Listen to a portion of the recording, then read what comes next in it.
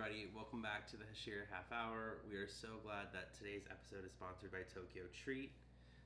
If you don't know what Tokyo Treat is an exclusive Japanese snack subscription box filled with limited edition Kit Kats. This month is Kit Kat Red and White, so really, really impressive. Love that for us. So every month, Tokyo Treat has a different theme, and this month is Sweet Valentines.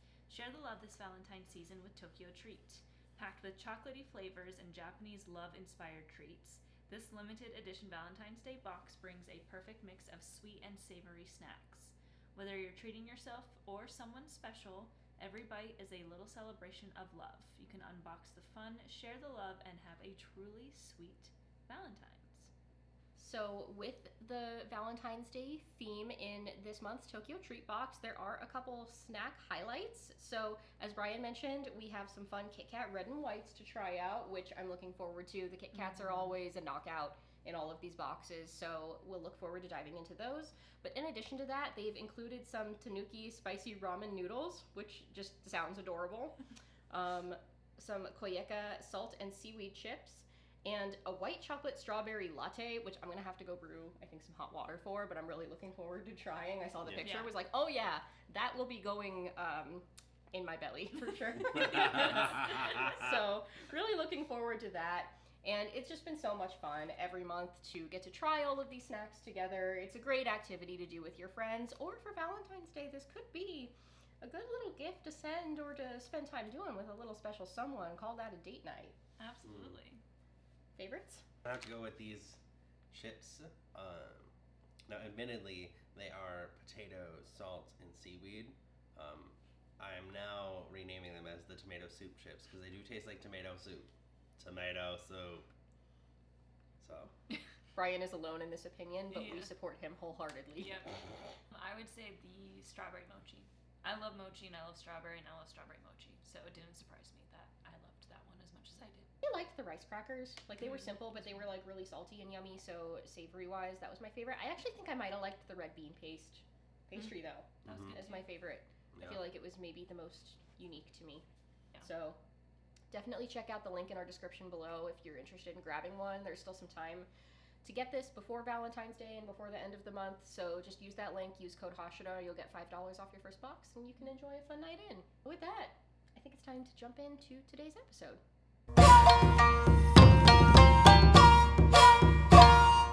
Hey there, it's Brian from the Hashira Half Hour. Do gotta let you know we are on a recorded and monitored line for quality and training purposes. I'll be helping you out today for your podcast needs, and thank you so much for calling in. I, of course, have my two friends with me, Hannah and Emily. Hello. Thank you for calling the Hashira Half Hour. This... I don't even know where I was going with that. This is Dandadan, episodes 8 and 9. We hope you enjoy. Hi, I'm Emily, and I'd like to speak to your manager. Oh my god. Can you tell we've all worked at a call center? Oh, that's my brand at work. They're like, hey there, it's Brian from Blank Tech Company. Who am I helping out here today? So that should be... Hi, Brian. I want to speak to your manager. Can I try to help you first? No. No! I just want to be angry.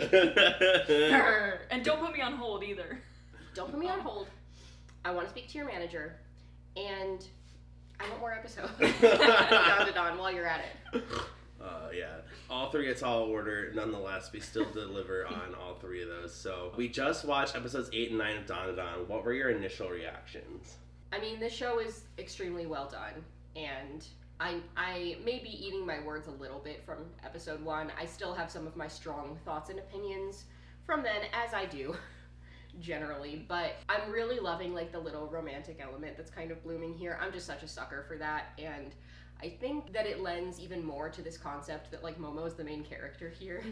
And we've got, like, these very shoujo elements, even though this is a shonen arc, but it doesn't make her, like, any less strong than she is. Did you know that the author of Dandadan was an assistant of the author of Chainsaw Man? I think I did hear that. Apparently when he mentioned that he wanted to write, like, romance into the story, I don't know if it was the author of Chainsaw Man who said this, but he sat down and watched 100 shoujos. to make sure that he pulled all the good things from it. That's cool. It's definitely coming through. It's working. And then there's aliens and big fights, which we love. It's Hannah Montana. It's the best of both worlds. Oh my god, that's funny. Man. All I have to say is Ida really thinks she's the main character. That's why I love her. And in her thinking that she's the main character, she's proven more and more that Momo is the main character.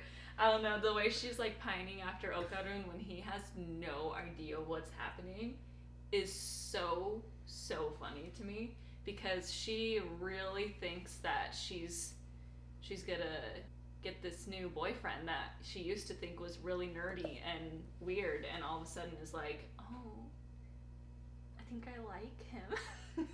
Which, honestly, go Okarun. He's got that mad Riz, yo. The Rizzler. The Riz. But just like Emily said, I really enjoyed, like, episode 8 was, for the most part, just like silly romance, like high school romance where there's miscommunications and anger and like sorry, it's the anger. Out. And Momo's like obviously jealous over what happened with Okarun and Ida, which like to me proves that she definitely has feelings for him. And then episode 9 is just like mostly action again, so definitely agree. This was like episode 8 and 9 was like the perfect mix of like shonen and shoujo. Hell yeah. I agree with a lot of that. We'll get more into some of my thoughts later, but anything that surprised you or made you laugh or stood out? I think we kind of touched on most. I don't know if it like surprised me necessarily, but it definitely like made me giggle. It's like these funny, like very campy, very farcical, like just missing each other, just like very, very slightly. And I think we're starting to see the beginnings of at least Okarun figuring out what some of these confusing feelings are. I don't think Momo's quite there yet, but it's fun for us as the audience observing like through this fourth wall what we know is going to happen eventually, but seeing them just barely miss each other. And then there's like the awkward ages that they're just at, and like trying to remember a little bit what it was like to be 14, 15 or whatever. Yeah. Feeling some of those feelings for the first time. It's really cute. In a show that's otherwise kind of fucked up. We need these like happy moments with them where they can just be teenagers and try and figure out, which I think is one of the things that I like about this show, is that it keeps giving us these episodes where they can be high schoolers trying to figure out love, unlike a certain other show that we talk about a lot where it's like all kids and they don't get time like this. They're just literally fighting all the time.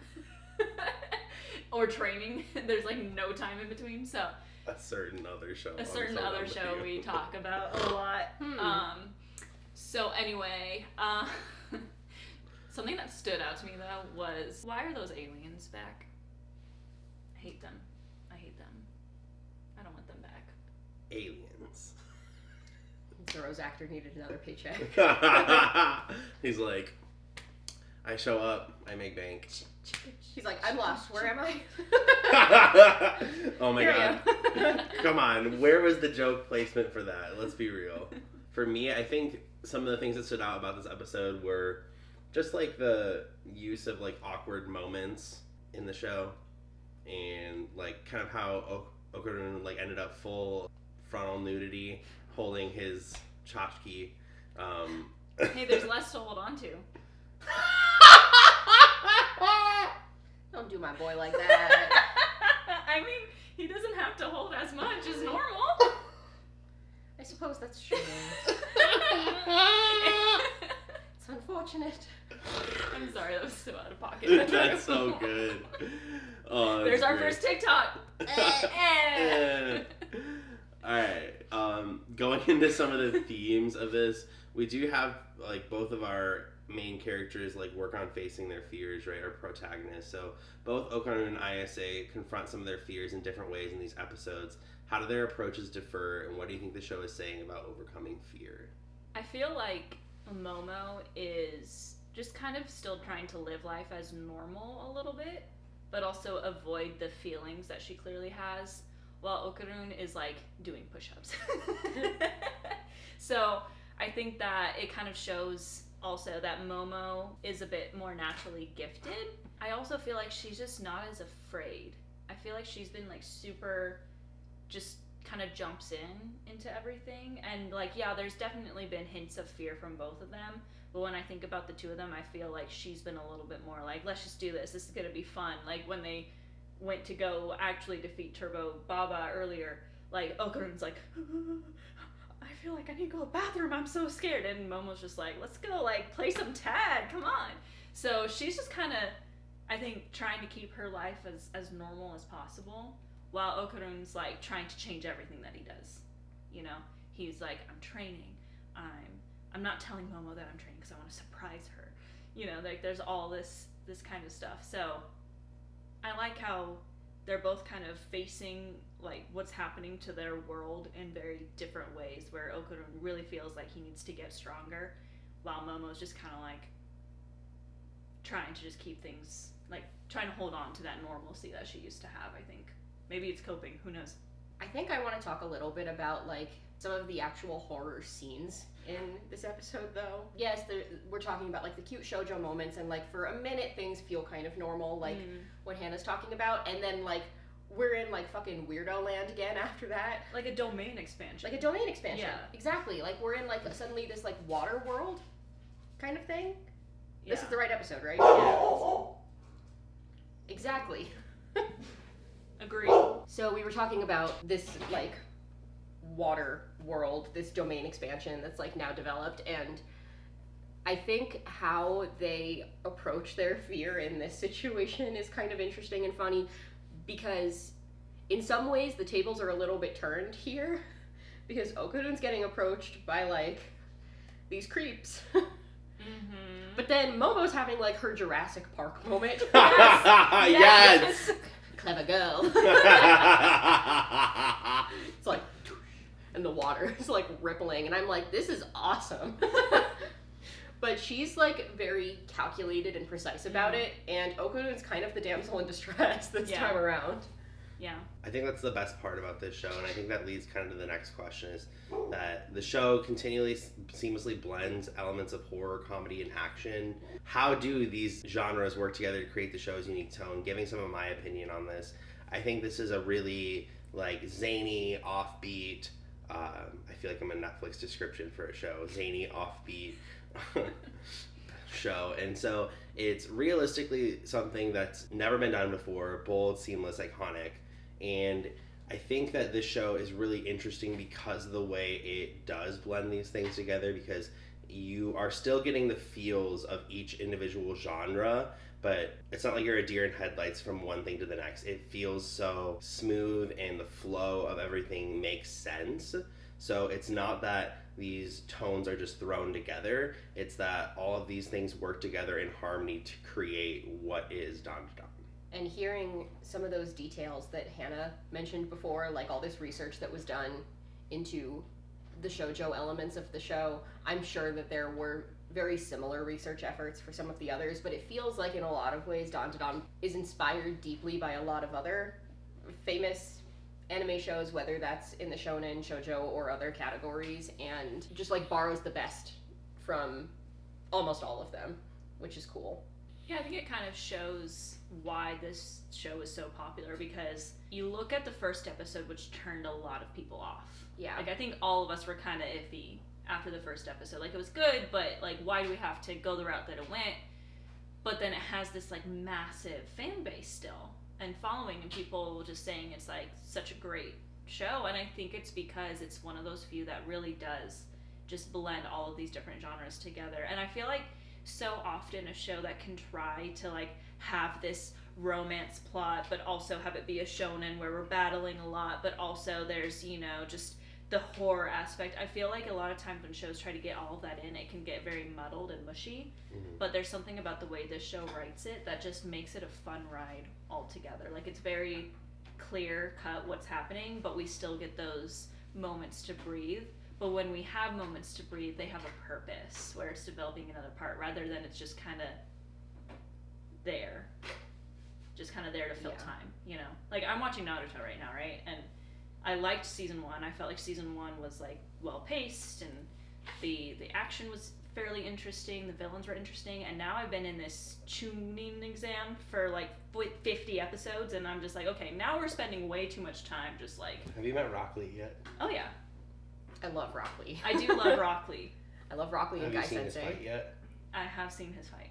With Gaara? Yes. Oh my god! So I enjoyed that 1v1, but my problem is we've spent so much time just like on every single fight where it's like, okay, like I understand wanting to develop these characters, but anyway, tangent. Naruto is old and it was not seasonal, so like I went into it knowing that the pacing is kind of meh, but Dandadan just like it still cuts the crap and yet still gives us time to breathe and develop, but also has us on our toes the whole time, has us laughing, you know. So they do a very good job at like making everything clear cut and not making it muddled or just stretching it out too long. Hell yeah. Love that. Alright, well, going into kind of the plot points of this episode, one of our main antagonists of this episode is the serpentine creature. So the introduction of this adds another layer of mystery to the show. What are your theories about its origins and motives? Wasn't it kind of the creature that they had shown in their class earlier in like episode 8?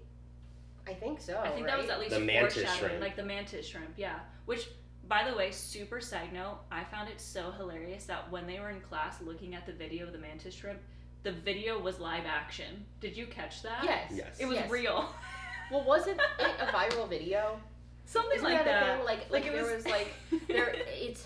I'm not as familiar with this one, but I feel like if I dig back into the dusty cobweb archives of my memory, there were viral animal videos, and like the honey badger is one of them. Yeah. We all know that one, but I feel like there was something with a mantis shrimp though too, and Yeah. it was like they were showing like this, and it was like another joke almost. Was this like live action like viral video that they're showing in this anime? Yeah, but yeah, I found that just so hilarious. But I think that it's definitely a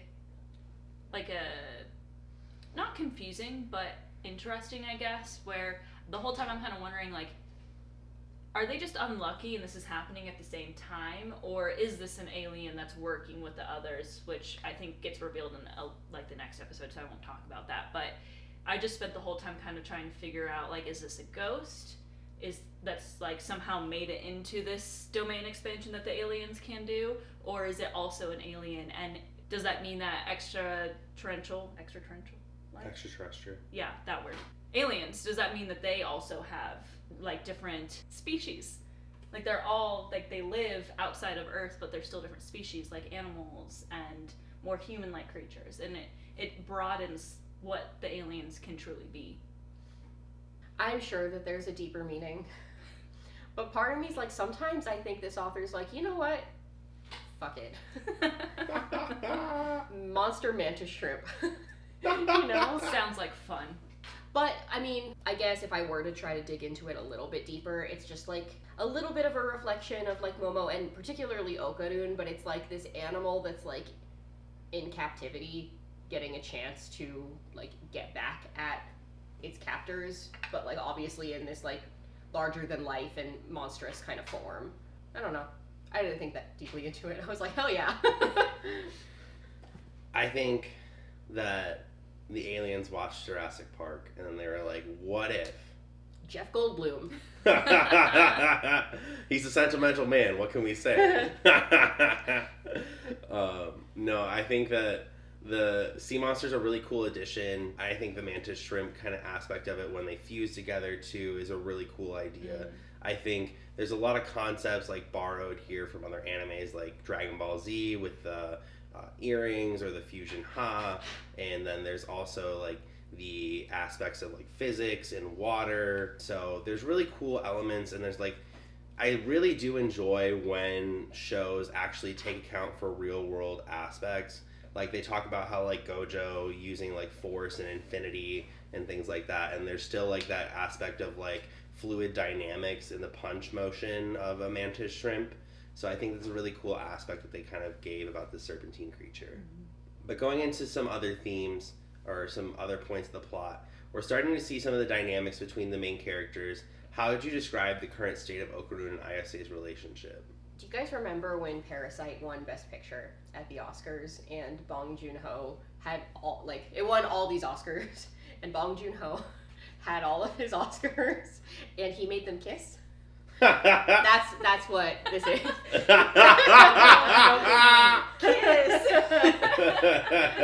Now kiss.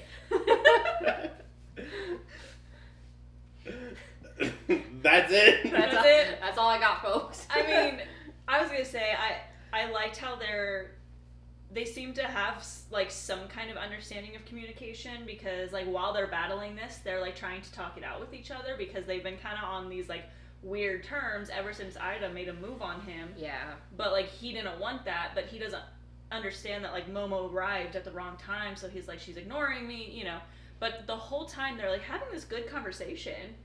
I'm like, is now the time for this? Like, Okarun's literally naked. Momo is like, they're both treading water, trying to not drown. I'm like, I appreciate the fact that you're communicating, but maybe we can hold this thought and try again when you're done here and not die. But maybe it's a metaphor. Maybe it's a metaphor for treading the waters of love. Yes, that's exactly so it. funny. Oh my god. You two are on one today. We're full of it. I'm Bong Joon-ho. His Oscars. I'm gonna get my Okarun and Momo dolls and kiss. Rebecca! I'll have to show you guys that video later. Is that the I Won't Hesitate bitch? Is that the same one? No, it's where this girl. It's Never a mind. long story. But then, Hannah, you kind of brought it up a little bit, talking about Ida. How is Ida's presence impacted in the dynamic of Okarun and ISA? It's like kind of driven a wedge between them, because there's like these miscommunications now and misunderstandings. However, personally, I think that Ida's presence kind of making her move will end up being a healthy thing that like Momo and Okarun have to work through, that they can understand at such an early stage before they're even together, because like we know that's gonna happen, right? Like it's clear to me, I know you've talked about them being maybe more platonic. I think at this point in the show it's obvious that there's romance like blooming between the two of them, right? So for them to have this hurdle that they have to work through before they're even technically together, I think will help them with their communication skill. I think will help them with their understanding of each other, because they're having to work through that now. Mm-hmm. It's kind of how I see it. But also Ida, I'm just finding annoying at this point in time, because I'm obviously Momo and Okarun all the way. So Ida just needs to mind her business and go after another guy that will probably, you know, there's plenty of men that would be into her, I'm sure, because she's so popular. Or maybe Momo and Ida need to turn the tables and just walk off into the sunset together. You know what? I'm all here for the gay shoujo. Yuri on ice. Yuri, not on ice. Yuri in Water domain expansion. That's funny. I mean, of course, it's easy to not like Ida in this moment. I don't think it's 100% her fault that everybody doesn't like her, because she's like, this is like such a normal like teenage girl feud that's happening, except for all of the extraterrestrial and ghostly paranormal experiences that the three of them are having. But also the fact that she has a transformation as well is really cool now. Mm-hmm. And in some ways that makes her able to relate to Okarun maybe a little bit more than Momo can on like a very specific level. Does it mean that they're going to be able to team up as well? That's like yet to be determined, and this is like the first example of that. But she is helping in this fight with her new, like she saved Okarun. Yeah. Like right when they first like started attacking them. So at minimum, even though like there are a lot of reasons that she's kind of just annoying, I think again it's one of those moments where I'm like, we have to reflect and be like, would we feel the same way if it was a guy? And not totally hate on a female character just because she's female and like has female traits about her, things that like teenage girls this age would do.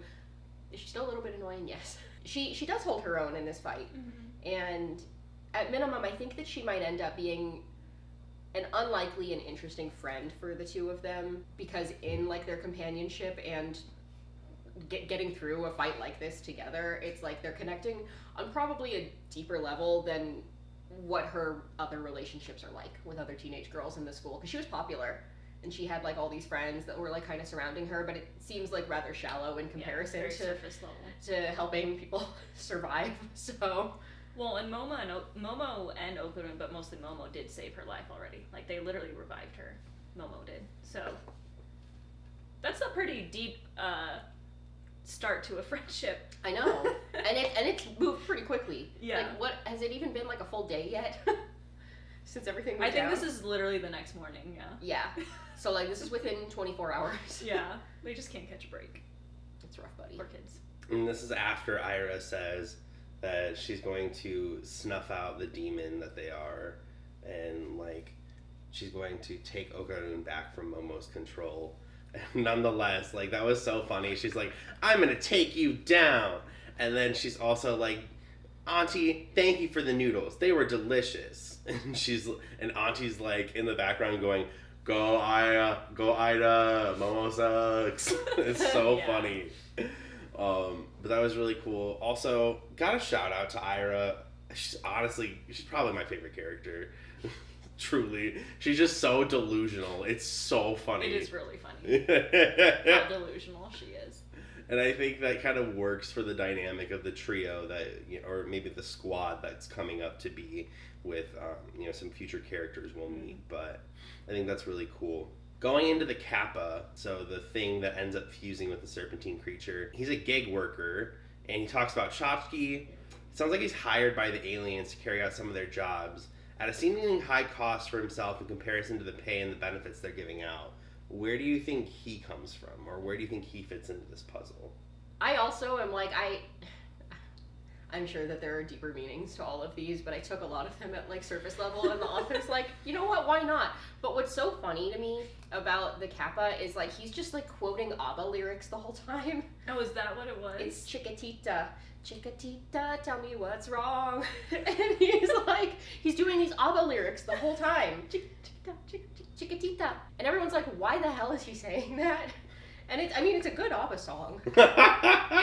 Loved it in Mamma Mia with Meryl Streep. I don't know. I was enjoying it and not really thinking too much about a deeper meaning on this one.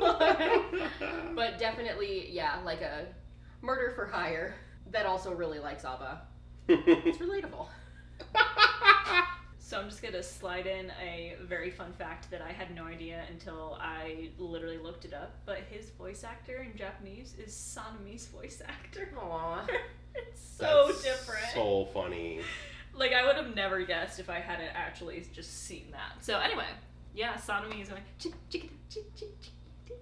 however it goes. But I Shai also... Chachki. Say who? Shai Chachki. Shai Chachki. Oh, I also didn't really look into much of a deep meaning, and I'm sure we'll have an opportunity to talk about a deeper meaning with him in the next episode. But Yeah. I was just giggling at it, but also confused because wasn't he the first one there for like Okurun and Ida or something before? Like he kind of threw them off guard or something in order for the creepy aliens to like grab Okurun because he was like about to fight him, but then they like forced his transformation out of him or something. Yeah. So I was just very confused by this guy. But then he like punched and it was like throwing people across the hallway. So I don't know if there's as much of a deeper meaning with him at this point. He just seems almost like a gag, but also when he fused, that was very creepy. I'm just gonna throw out there, like I was like the whole time. That looked very painful. Kappas are also just interesting, like in Japanese folklore, and it's interesting, of course, that he would appear in like kind of this particular domain expansion and like the situation that's going on because Kappas are like water creatures. Yeah. They're like the turtles with like the little dip in their heads usually, and I believe that they're known for like drowning kids under bridges and stuff like that. Ooh. It's probably why they had him, like they hired him for this job.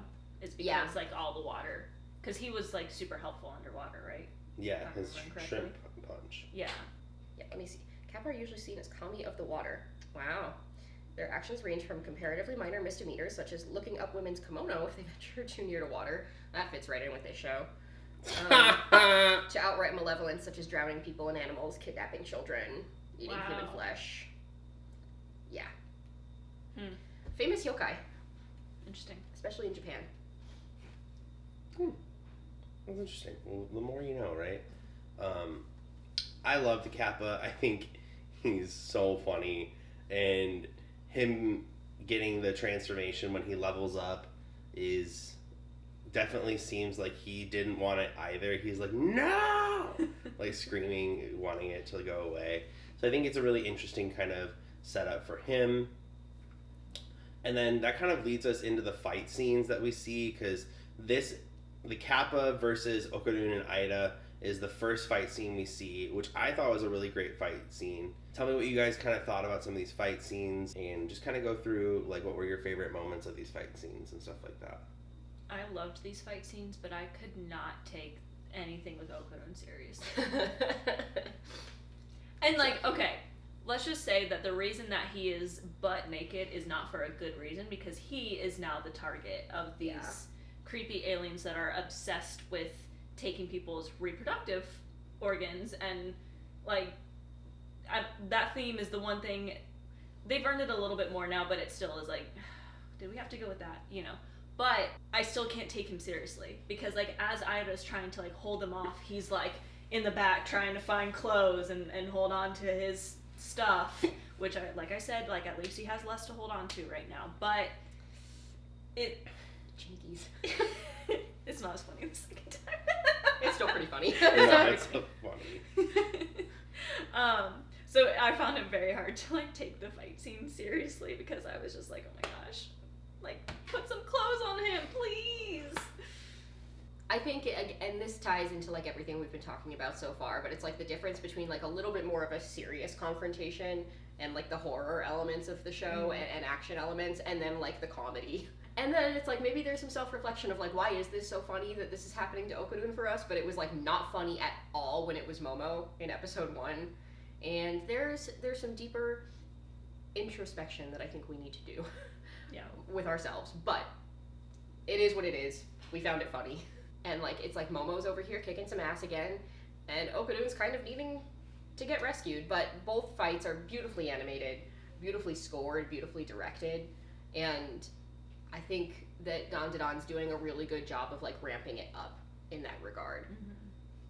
Our sequence with like the ballerina is still probably my favorite in the show, and the way that was done, but it's clear that there are like masterful animators and directors and designers behind each of these episodes, and that was apparent in the fight. I really liked the awesome zone. I found it awesome. I was just like so like thrown back, because like in the middle of the fight scene where you're so worried about Okudun being able to transform and get back up, and you know they're in distress, right? And then all of a sudden they're talking about welcome to the awesome zone where no transformations are possible, but we can't enter either. And it's just like these odd bits that throw you for a loop to bring you back to a reality that's somewhat grim for, you know, your protagonist. It's just the way that everything blends together gives you just such zany energy that like you can't take your eyes off the screen.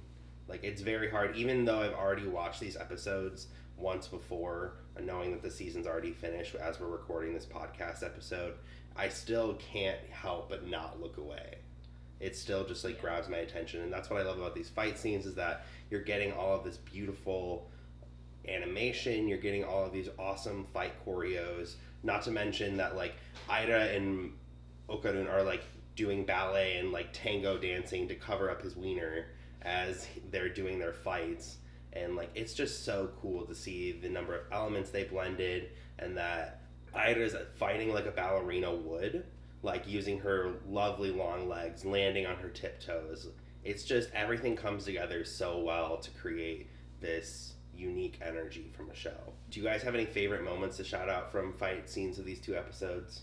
I mean, Aida's transition, like her transformation was really cool. Yeah. Just like that sequence comes to mind. I also liked the ABBA reference, even though I don't fully understand why it's in there. It's like, it's just funny to me, and it's one of those like, you know what, hell yeah.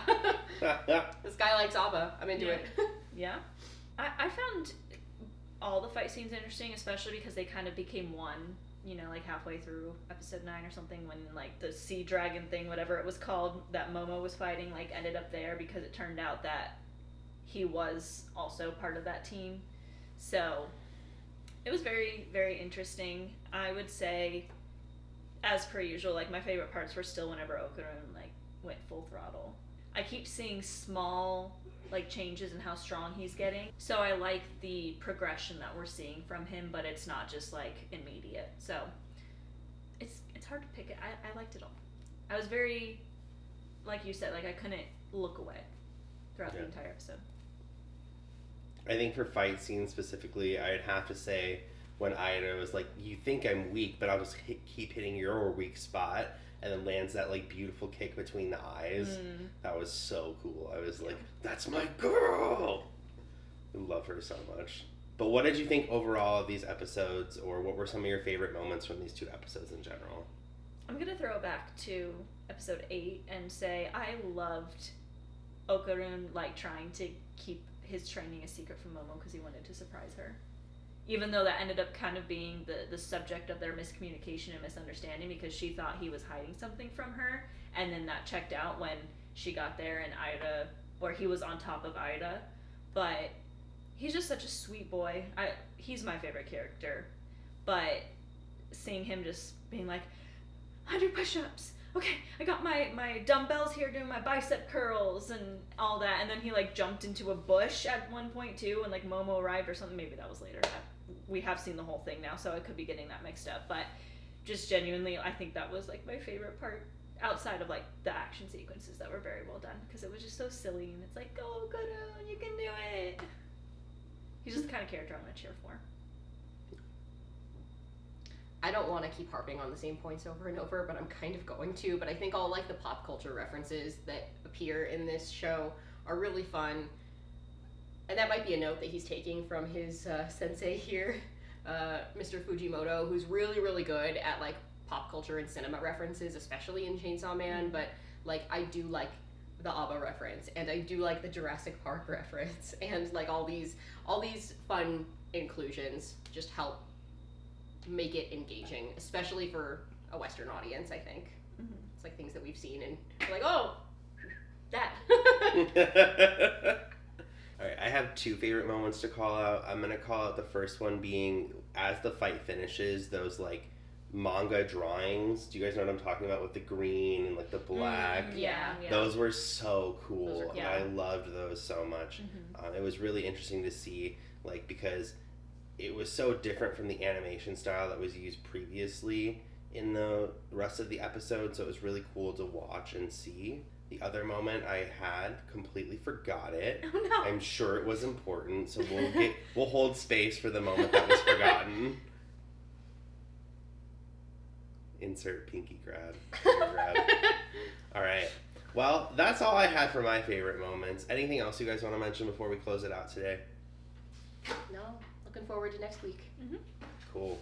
Alright, well, with that being said, this has been the Hashira Half Hour. Thanks so much for tuning in. You can always find us on TikTok and Instagram at Hashira Half Hour. You can find us on X at Hashira Half. But with that being said, we do wish you another great week and a great start to 2025. Thank you so much for watching today's episode of the Hashira Half Hour. It's always a blast to have you guys here with us and to have us here with each other. Thank you also so much again to Tokyo Treat for sponsoring today's episode. If you're interested in grabbing your own Tokyo Treat Valentine's Day box, check out the link in our description below and use code Hashira for $5 off of that first box. Until next time.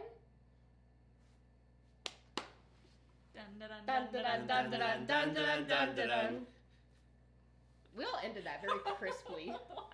It was very crisp. That was like right. Very smooth. By Santana.